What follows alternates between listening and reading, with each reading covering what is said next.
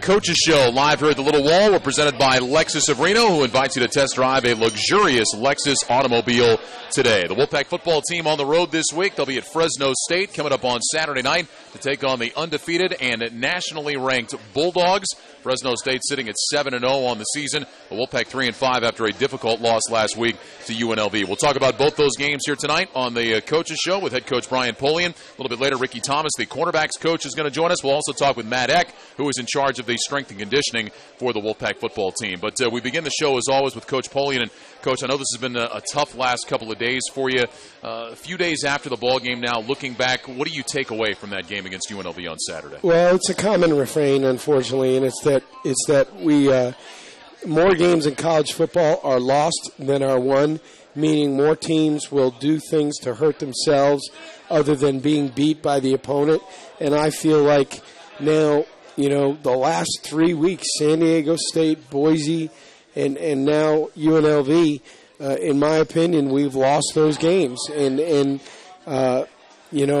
we had not been a team that had penalty problems this year. I mean, most of the stuff that had been called against us was legitimate. A few of them were lack of concentration, but a lot of it was just aggressive play. And all of a sudden, out of nowhere, 13 penalties for 105 yards, and in a 22-27 game, that is just too much to overcome, and it's unacceptable, and it will be fixed because that we can control. There's never a good time to have 13 penalties, but in a rivalry game like that, I mean, you had talked about it last week. UNLV is a team that does not get penalized very much. It really became a deciding factor in this football game. There's no doubt, and 8 of them were on offense for us and put us behind the chains. I mean, in a given game, you might get 10 possessions. On those 10 possessions, on average, for us to have 8 penalties, 8 out of 10 series, you have a penalty on a drive. It's nearly impossible to overcome, and sure enough, it was, because a couple of them just destroyed drives. I mean, I can think of a couple times, we get penalized, we end up 3rd and 13, we gain 11, and now you're punting it away, and it goes as a failed third down conversion. Well, where we really failed was on 1st and 2nd down with the penalties. Yeah, 2 of 15 on 3rd down of the game, 3 of 18 when you add up the 3rd and 4th down together. And that just seemed like it was a defining story throughout the game, that anytime something positive happened, you weren't able to get any kind of momentum going because something happened, penalty or something else, that would put you back behind the chains, behind the 8. Yeah, you can't play behind the chains the way we did the other night. It's too hard. It's hard for any team, let alone ours, where the margin of error is pretty slim. So, clearly we got to do better. And I don't know if it was if we were too excited to play the game. I don't know what the reason was, but certainly we've got to get it fixed. All right, so what do you do with your team now over these next couple of days, or these last couple of days here? Because you have to get that in the rearview mirror and focus on what's coming up. But it's a disappointing loss. It's a tough one to put behind and get ready for what's going to be a big challenge this week against Fresno State. Well, I mean, it started with me. It started with me and the staff on Sunday with as difficult as this is to swallow, it's our own doing, so we have to swallow it, and we got to own it, and I got to be out in front and take the shots. And as coaches and as players, we can't read what's in the newspaper or on the internet. We can't listen to the noise. There's certainly nothing you can do about games that are behind you. The only thing that we can control is moving forward. And the analogy I drew for the team the other day was, first of all, it's cliche to say we owe the seniors. We owe the seniors. I was asked the question, will you start to play younger guys now? No, we're going to play to win. We'll play whoever gives us the best chance to win because we owe it to these seniors to play every game with the intent of trying to win it. And the other thing, frankly, is we're going to find out in the next month who the winners are. We're going to find out who the real competitors are. And those are the guys we're going to move forward with. And the ones who don't want to compete when it's hard, then they will send us a message that will be loud and clear. And like my dad says, tough times, they don't last. Tough people do. And while I know our fan base is not happy about this, trust me, it's gut-wrenching for us. But we're going to keep our heads down and work and get it fixed. Talking about guys being able to send a message over these last couple of games, maybe some guys that send you the message that they're not ready to compete, I would imagine there will be some opportunity for other guys to send the opposite message to say, I am going to compete. Let me show you what I can do to try to earn more playing time on this team, not just this year, but also as you go forward. Yeah, whenever we deliver a message like that, it's going to be delivered from the positive point of view. Hey, guys, who's going to stand up and compete when it's not easy? Anybody can do it when it's easy. Mm-hmm. Who's going to show their will, and who's going to show the gumption to compete when things aren't going well, to strain even though it's not easy, and that's what winners do. And we're gonna we're gonna identify the group on our team that is wired that way. Let's go back to the beginning of the game on Saturday. You had a 6-0 lead, couple of field goals, and Brent Zuzo, by the way, continues to do the job. He's 10 for 10 kicking, but I have to imagine that you were somewhat disappointed to only be up 6-0, the way your offense was able to move the ball and put you in position to have a bigger lead than that. Yeah, this is 2 weeks in a row now, Boise and then now, where we get first and goal and we go backwards. And that can't happen. And you'd love to say, well, it's our backs or it's our tight ends or it's our offensive line. The reality of it is every single play, there's one guy that breaks down. One time it's a tight end. One time it's the right tackle. One time in the game, the back is pouring the ball up the A-gap when the C-gap parts like the Red Sea. And, it'd be easier if we could just paint it with a broad brush. I know this much. Our red zone offense cannot consist of 2 runs, losing yards, and throwing a fade to Wimberley. Mm-hmm. We simply have to do better. And, one of the tricks of this pistol offense and something that they have struggled with is when you get into the red zone and the safeties are no longer having to honor the pass or 12 yards off the line of scrimmage.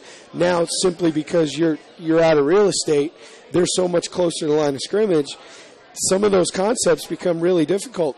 The read could tell the quarterback to pull it. He pulls it, and there's the safety sitting at the line of scrimmage, right, and you don't have a hat for him. Yeah. So that is one of the challenges of this offense is what can we do on in the red area, the tight red area, where the safeties are down low, where sometimes you just got to put a hat on a hat and move it forward.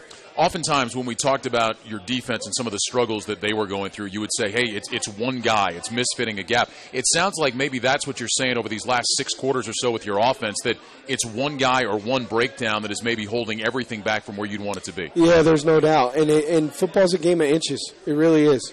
And the difference between coming out of a break 2 yards too early or 2 yards too late and the quarterback's thrown to a spot, the difference between, UNLV stemming their front and we see some movement and all of a sudden we flinch.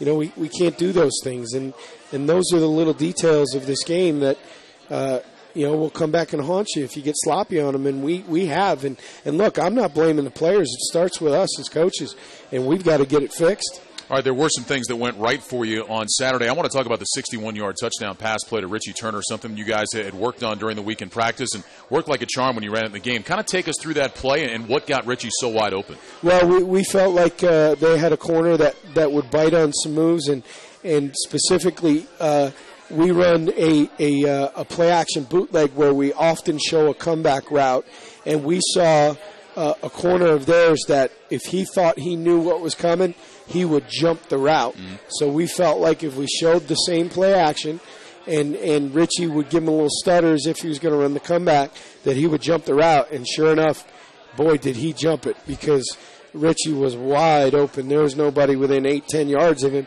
And that actually is a difficult play to make. It's hard to make it when the quarterback sees him so wide open and he knows he's so. How many times do we see that ball just dropped because the guy knows he's so wide open? Yeah. But it was a well-thrown ball. It was a great route. He beat him on the stutter, and a great design by Jim Hoffer and Nick Rolovich. The other thing we've been talking about the last couple of weeks, we've been talking about, coming out of the locker room and having a better effort. Boy, your defense has had all these struggles in the third quarter.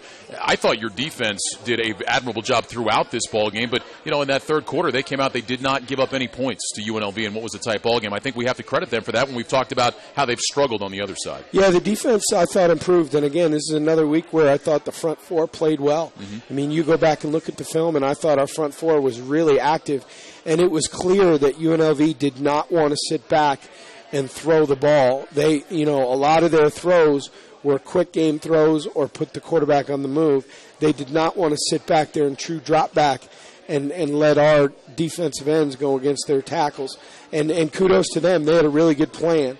They had a couple of cover 2 beaters in there where, they were checking the tight end down at about 5-8 yards when we're playing Tampa 2 and dropping the mic out of there. And, they deserve credit. They had a good plan. But I thought our defense, 27 points, that we don't want to give up that many, but we really offensively hung the defense out to dry. We only ran 7 plays in the third quarter. They were out there the whole time. They forced two missed field goals, and the short one down on the north end is truly a force, because if the kicker kicks it straight, Elijah blocks it. I mean, Elijah was there. I thought we were going to have a block, scoop, and score. We didn't get the block, but to avoid the block, it was such a dead hook. It had no chance of making it. So, I think we're making progress, but obviously, we're not there yet. 27 points isn't good enough. And another big test on Saturday, taking on a very good offense in Fresno State. We'll talk about that game more with head coach Brian Polian when the Wolfpack Coaches Show live from the Little Wall continues right after this.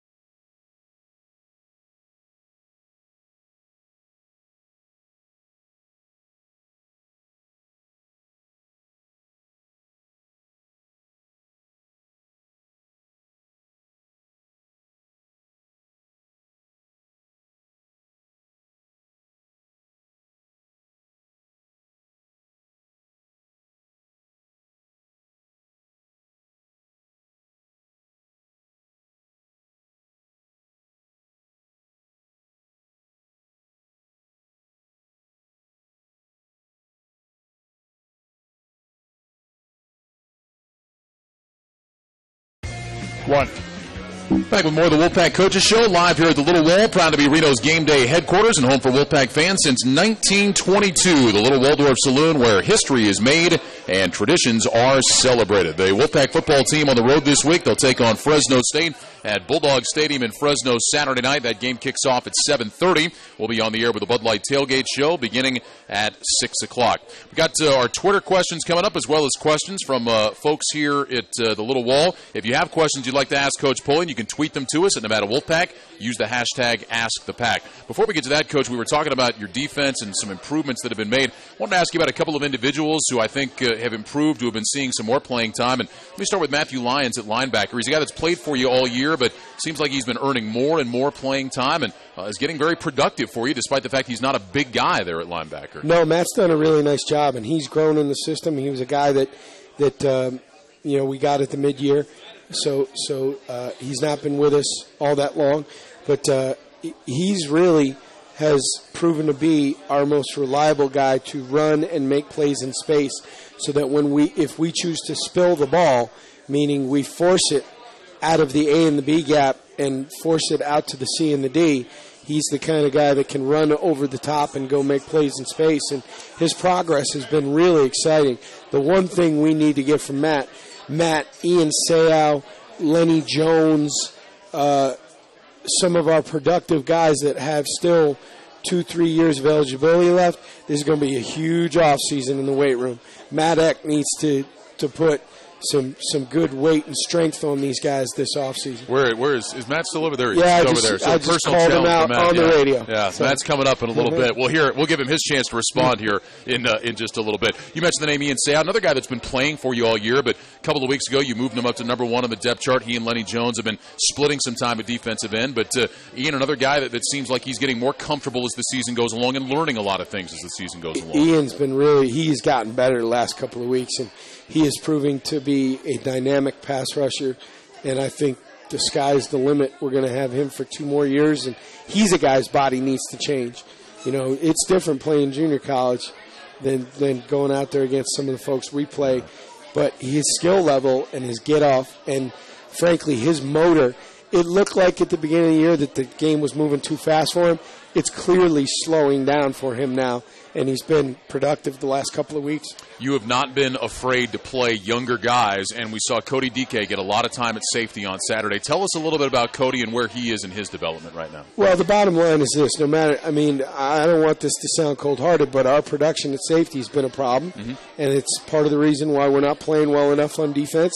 And if all things are equal, you're going to play the younger guy because the younger guy is going to get better as opposed to the older guy who you may not have for but another year or so, where Cody Dike's got a lot of football in front of him. And if all things are equal, then we're going to put the young guy out there because he'll get better with experience. And, you're going to have young guy mistakes, but young guy mistakes you learn from and get better. The old guy mistakes that keep happening, then that's what necessitates a change. Yeah. Let's talk about the challenge that lies ahead of you on Saturday night. You'll see a Fresno State team that is 7-0. They are ranked in the top 15, 16 in the country, depending on what poll you look at. They survived a scare against San Diego State last week in overtime. A lot of talent on this football team. Coach, how good is Fresno State? You've seen a lot of good teams this year. Yeah, I think the quarterback could play anywhere. I really believe that. Derek Carr is a great quarterback. He's incredibly accurate. His release is lightning fast. He doesn't get hit very much because he gets it out. And he throws the deep ball better than a lot of guys I've seen. I really think the world of him. And I truly believe, having seen a lot of college football over the years, there's a lot of places that guy could play outside of Mountain West. They've got 4 wide receivers that, as a combination, as a group, are better than anybody else in the league. They're all over 6 foot. They can all run. They're all skilled in space. That's really the strength of their team. If you said to me, hey, Coach, you gave up 400 passing or you gave up 200 rushing, I'd rather give up 200 rushing to this group because they throw it as good as anybody in the country. So the challenge lies in front of us. And also, they're in the midst here of a run where they might have a special year. And when you have a special year, you find a way to win those close games. 3 seconds to go, San Diego State's lining up for a 37-yard field goal to win the game. They put in their 6'7" tight end. He jumps and gets his paw on the ball. In a year that you're going to be special, and I've been fortunate enough to be a part of one or two of these, you're going to have to make a play somewhere and find a way to win a close game that you could have lost. And if you compare them to us, the couple of close games that we've been in this year, we haven't made those plays. We've been on the back end of them. And they're in a year right now with a very mature group and a lot of good players where they're finding ways. All right, that game comes up 7:30 Saturday night. Again, we'll be on the air with the Bud Light Tailgate Show beginning at 6 o'clock. Let's get to some of our Twitter questions and questions from folks here in the crowd. Al, who is here at the Little Wall tonight, asked how many people you expect to be back on next year's team from this year's team. Well, we will probably, I think we are at 76 scholarship players right now. You're allowed 85 through the transition. We lost some guys. And we will have 16 guys that will graduate. So we'll come back with 60 scholarship guys with the opportunity to add 25 new faces to this team. So 1/3 of this team will look different next year.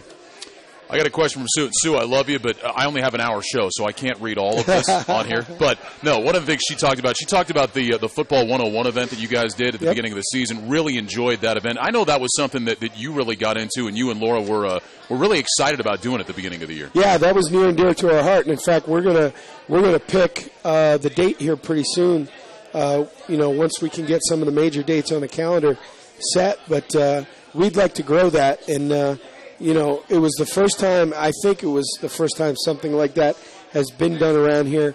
And the administration was kind of, they liked the idea, but they weren't sure how it was going to go over. So we kind of capped it at 150. And by the time the thing arrived, we could have sold 400 seats. Yeah. And we are going to grow that thing. I believe we're going to work again with Moms on the Run for at least another year and take all the money that we raise and keep it here in the community to help ladies that are working through cancer.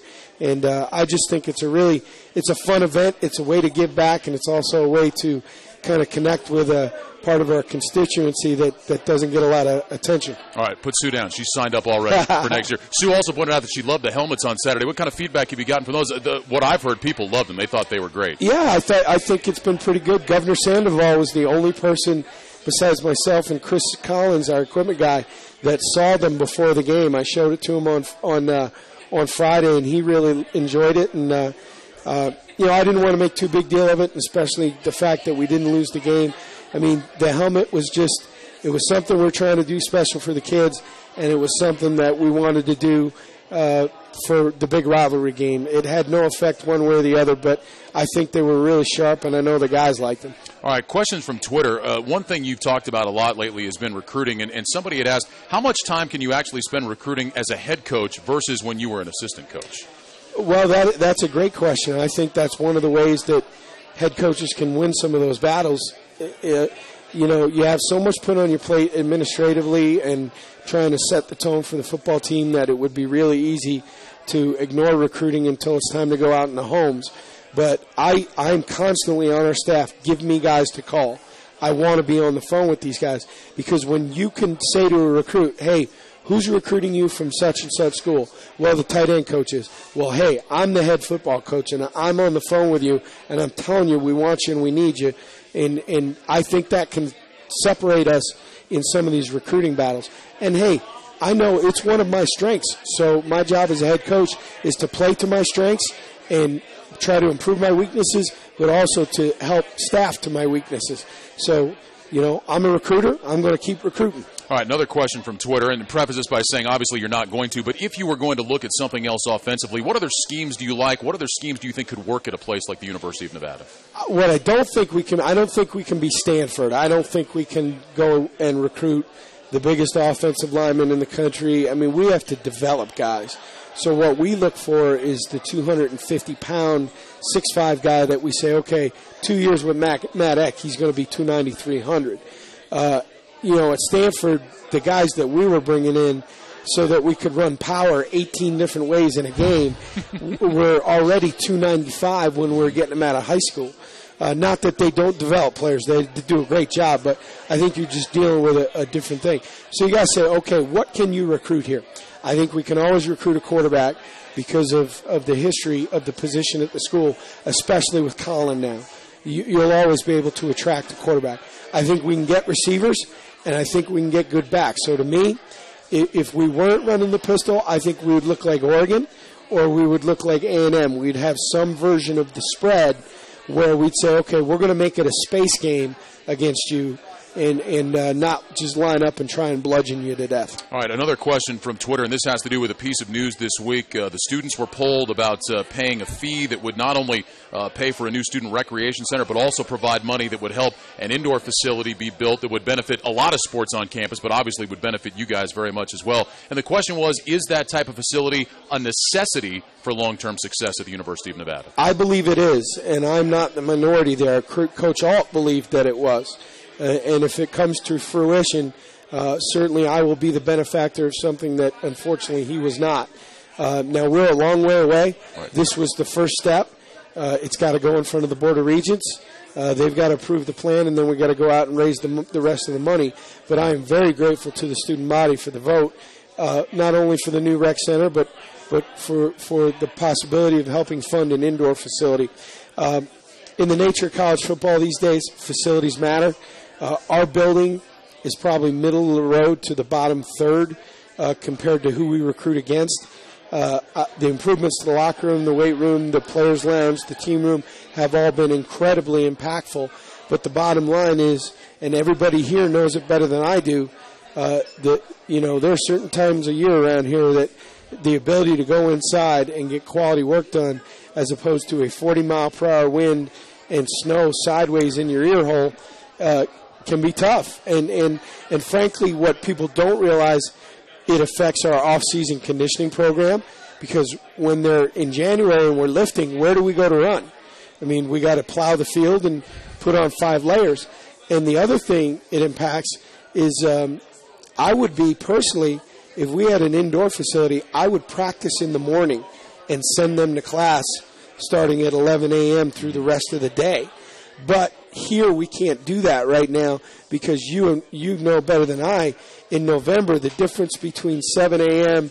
and 2 p.m. could be 25 to 30 degrees. Yep.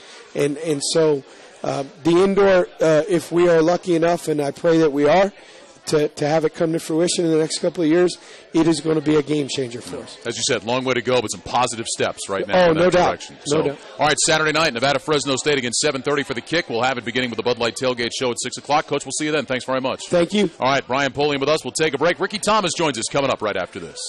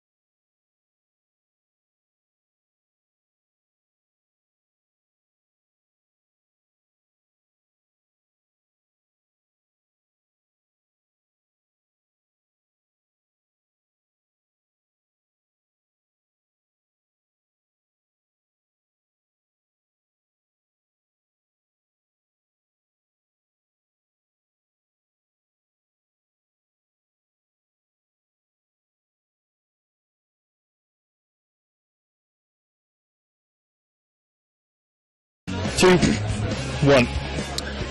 All right, we continue more of the Wolfpack Coaches Show presented by Lexus of Reno, live here at the Little Wall. And Jones West Ford is proud to sponsor the Wolfpack. Remind you the next home game is coming up on November 16th, rather, when the Wolfpack hosts San Jose State. You can buy your tickets by calling 348-PACK or at NevadaWolfpack.com. Jones West Ford, trucks built tough like the Wolfpack. Well, Saturday night, the Nevada football team will be on the road to take on Fresno State, a team that can throw the ball pretty well with Derek Carr and that host of receivers that Coach Polian was talking about. Ricky Thomas joins us now. He's the cornerbacks coach at the University of Nevada. His first season here on the staff. And, Coach, first of all, welcome. It's great to have you here. And as I said, you guys will get a big challenge on Saturday night. Tell me about your preparation for this week and facing really one of the elite passing units, not only in the Mountain West, but really in the country this season.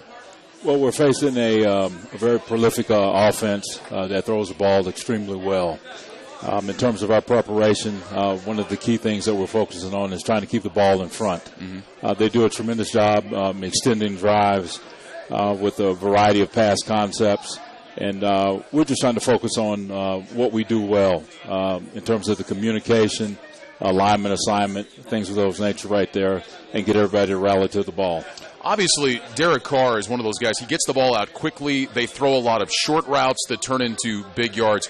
Watching the San Diego State game, it seemed to me that one of the things the Aztecs were able to do, they didn't let those 2- and 3-yard throws become 15-yard plays. They kept them at 2- and 3-yard gains. Is that what you have to do? Because you know a guy like Carr is going to complete a lot of passes just based on the type of schemes that they run.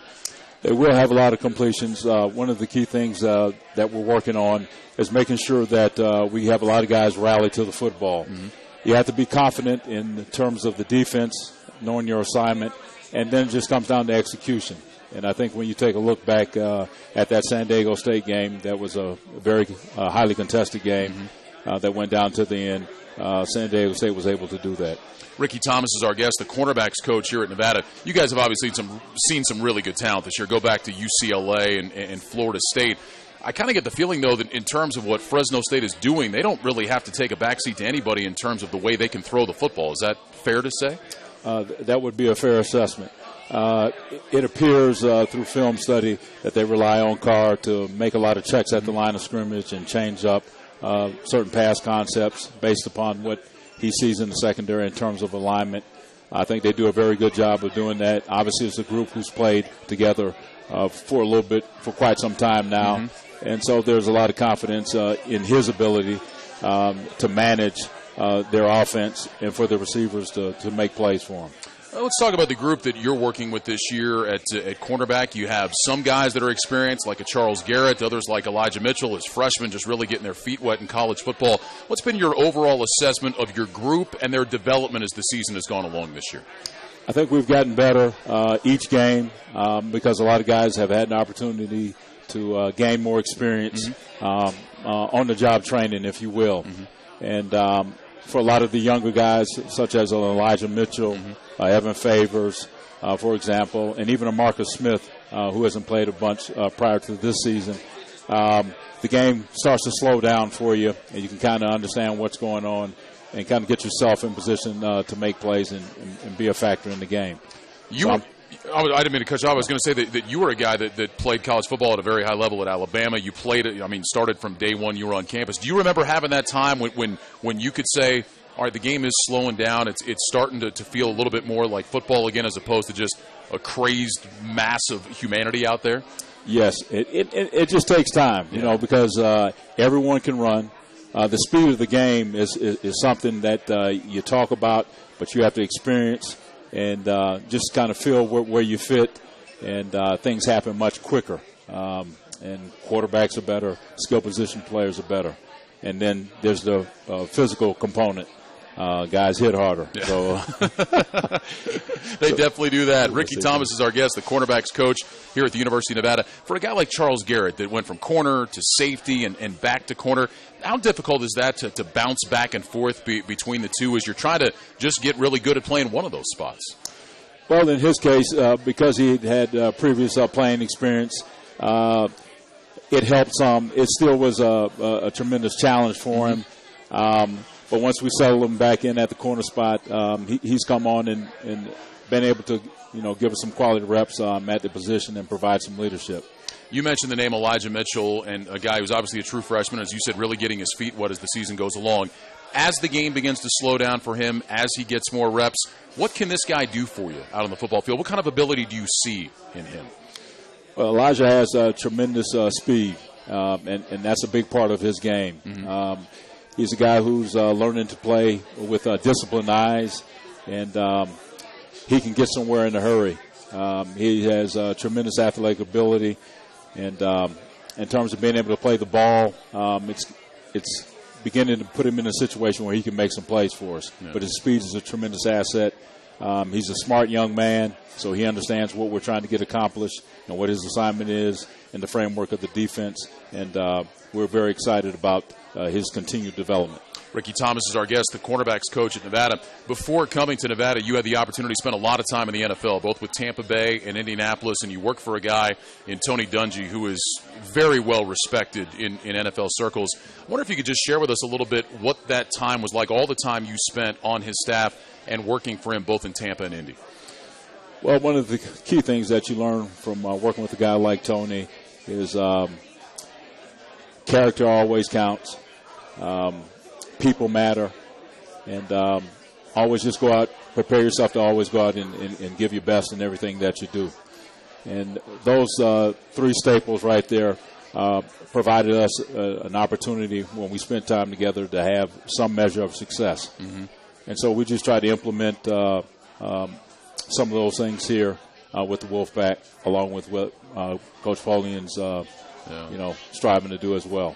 You hear about guys that work for certain guys in the NFL, and I won't mention names, but it's like a miserable existence. I get the feeling that it was kind of the opposite working for a guy like Tony Dungy, that it was a very satisfying existence and experience working for somebody like that.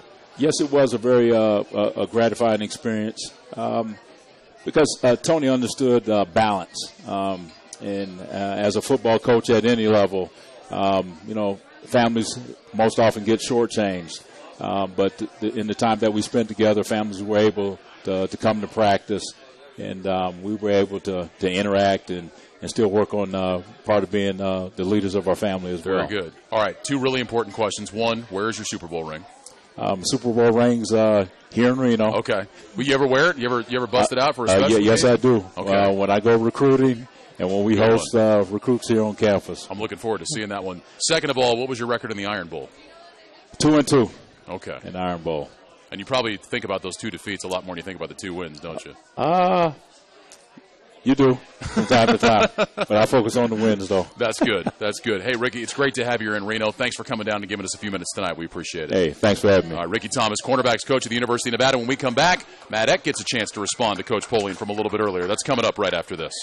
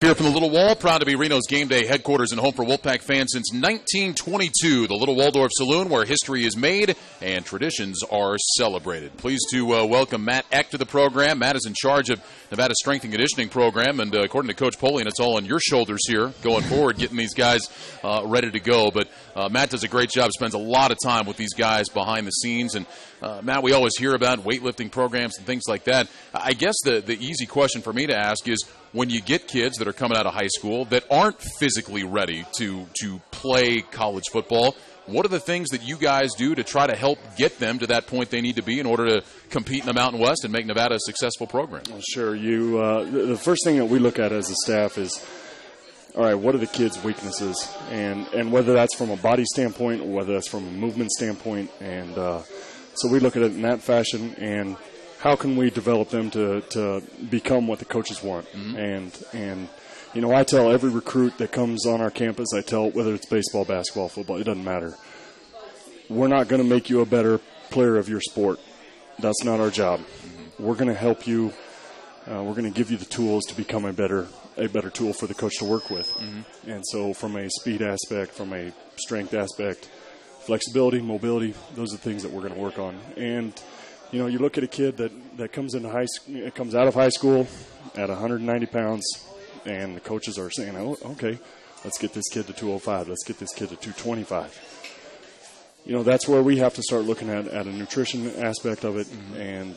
and really working with the kid to see what he does currently, and what are your nutritional habits now, mm-hmm. and how can we help you and teach them not only for the 4 or 5 years that they're in college, but how to manage their weight even after. Yeah. And pushing the envelope with these kids. A lot of these kids are really at a young training age, mm-hmm. 1-2 years of a lifting background. And for us, that's awesome. We love that because they can learn things our way. They can understand the Nevada way of doing things and the proper technique. And so we want to really get these kids to understand how hard they have to push their body, and they're not used to that. And whether that's from a nutrition standpoint, whether that's from the strength aspect. Yeah. So, how much, when it comes to lifting programs, how much of it is tailoring things specifically for an individual versus, okay, this is what the wide receivers do, this is what the running backs do, this is what the linebackers do? We used to have an approach of, okay, how sport-specific can we be? How position-specific can we be?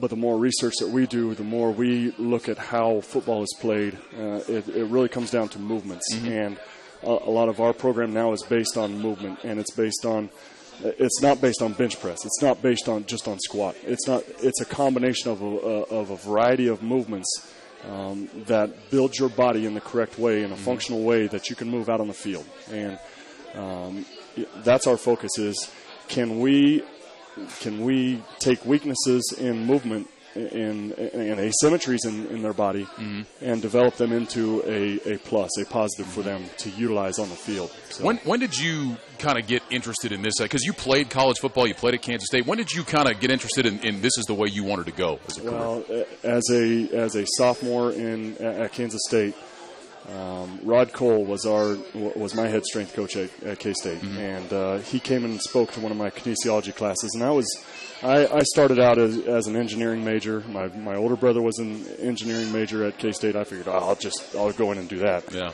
that didn't work real well. I'm not that kind of guy. I like the sports aspect. I like the body aspect of everything. So I got into kinesiology, and Coach Cole came and talked to us. And for me as a player, it was always just going into the weight room and lifting and not really paying attention to, I guess, all the science that went into mm-hmm. what Coach Cole was preaching. And he came and talked to our class, and the knowledge that he dropped that day in our kines class was unreal. And from that moment forward, that's what I want to do. Wow. And I would go and sit in his office after my lifting sessions, after I was done with practice, whenever I could get in there on a Saturday. I would go sit with him and just pick his brain until it was dry. Yeah. And, you know, he's the one that really got me started in this business, and God bless him, because he is a fantastic technician in what we do, and he's a great teacher, and I learned a lot about how to coach individuals and how to look at each guy individually. from him. I'm glad that he was there because you are doing an awesome job here, and it's great to have you around. We're going to have you come back and talk about your K-State playing days because I know there's a lot to break down about the time you spent there with Coach Snyder, which is a whole other topic. Yes, it to is. get to another point. Matt, thanks so much for coming down tonight. Really Absolutely. Appreciate you having me. Matt Eck joining us here on the Wolfpack Coaches Show. We're back with more right after this.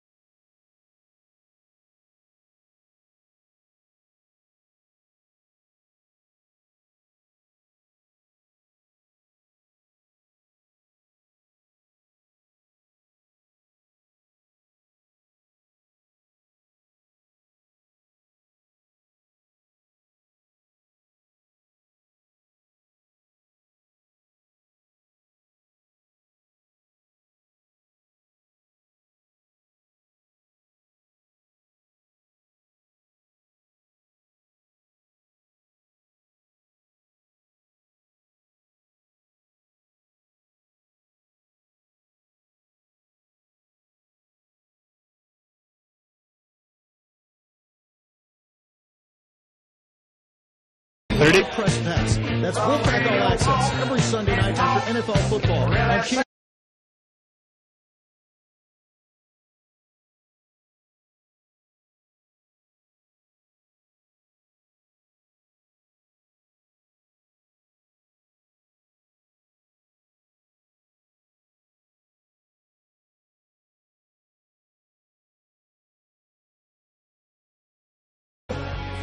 Two, one.